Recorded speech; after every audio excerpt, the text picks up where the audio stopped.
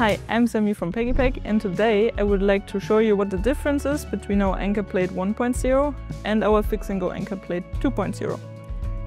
So first of all, basically this is the further development of our old plate, because with this plate the foot went in between the two plates and then, like a sandwich, it was secured down to the ground.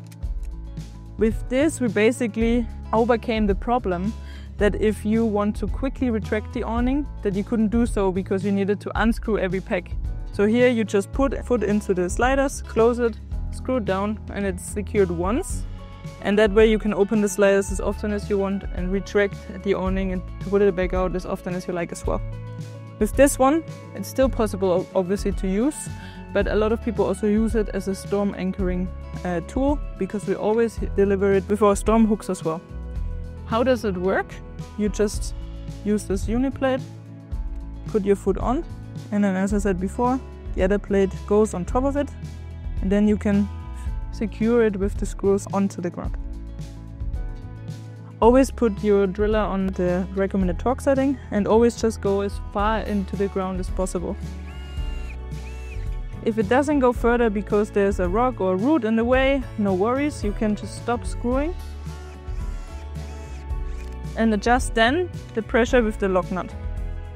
So please always use these lock nuts, because if there is something physically in the way, you can't go further down, you don't have to with the lock nut. Otherwise you would always have to go further down, otherwise you don't have that pressure, the downward pressure.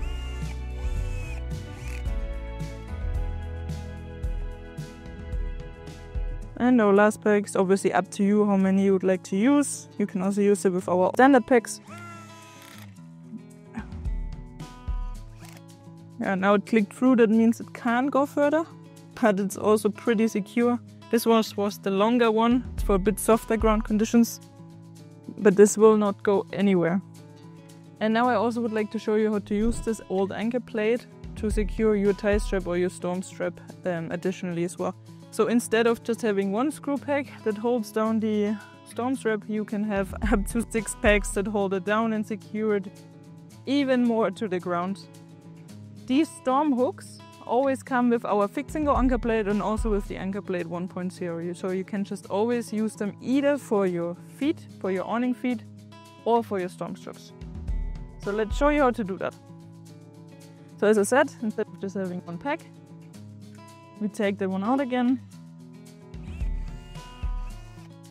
I would like to secure it with more pegs, so just roughly check where I would put it. And then, really important, how do I use that storm hook? I now go from underneath the plate, through, and then push it upwards. This way it will stay on that one spot, secured. And then I can screw it onto the ground. The same principle with the lock nuts I can also imitate with our standard pegs, but it's not as easy. I can show you how to apply the pressure to the plates if you don't have the peg and stops.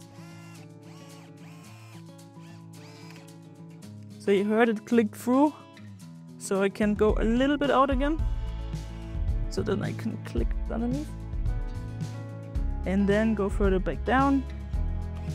This way that ring now secures and pushes down the hook, and with that you have the applied counter pressure that you would get from the lock nuts.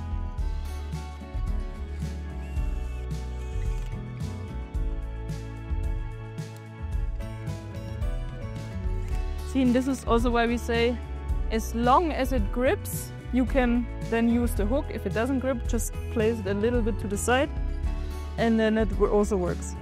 With these pegs, very important, it's our small one. It's very small, so please adjust the torque setting to 5 Newton meters. And then you can also secure it.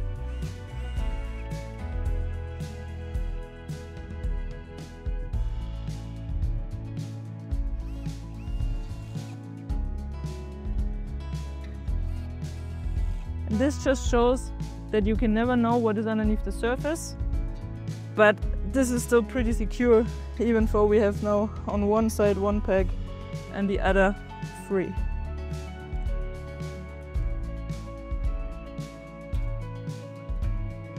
So we hook our storm strap, and this is our shock absorber that just absorbs the sudden wind gusts and relieves your awning hinges.